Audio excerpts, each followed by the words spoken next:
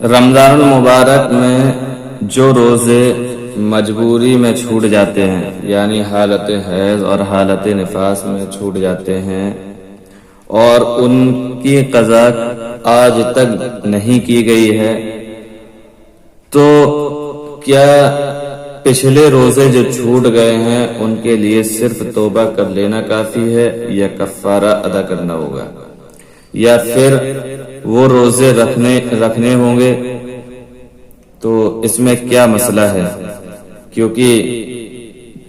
یاد بھی نہیں رہتا ہے کہ کتنے روزے ہوں گے، کتنے چھوٹے ہیں کتنے نہیں، کیونکہ اکثر و بیشتر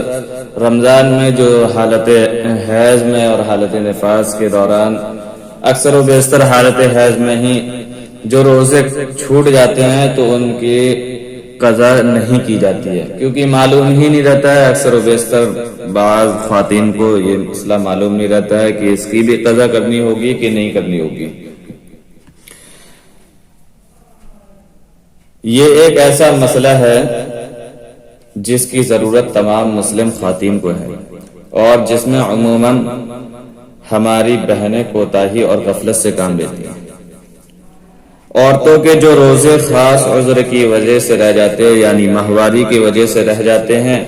ان کی قضا واجب ہے، اور سستی و کوتاہی کی وجہ سے اگر قضا نہیں کیے تب بھی وہ مرتے دم تک ان کے ذمے رہیں گے۔ توبہ و استغفار سے روزوں میں تاخیر کرنے کا گناہ تو معاف ہو جائے گا، لیکن روزے معاف نہیں ہوں گے،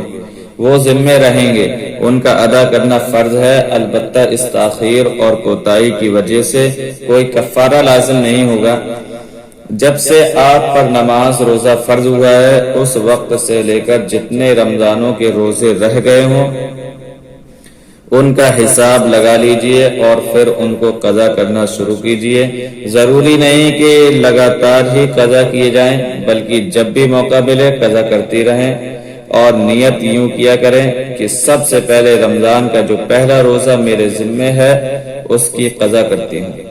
اور اگر خدا نخواستہ پوری عمر میں بھی پورے نہ ہو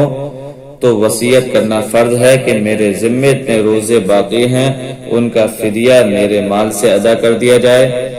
اور اگر آپ کو یہ یاد نہیں کہ کب سے آپ کے ذمے روزے فرض ہوئے تھے تو اپنی عمر کی 10ویں سال سے روزوں کا حساب لگائے، اور ہر مہینے جتنے دنوں کے روزے آپ کے رہ جاتے ہیں اتنے دنوں کو لے کر گزشتہ تمام سالوں کا حساب لگا لیجیے۔ یہ ایک بہت ہی اہم مسئلہ ہے اور اس مسئلے کو ہر ہماری ماں بہن اور خواتین کو معلوم ہونا چاہیے اور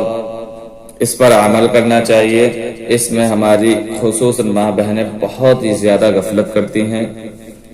جس پر بہت بڑا گناہ ہے۔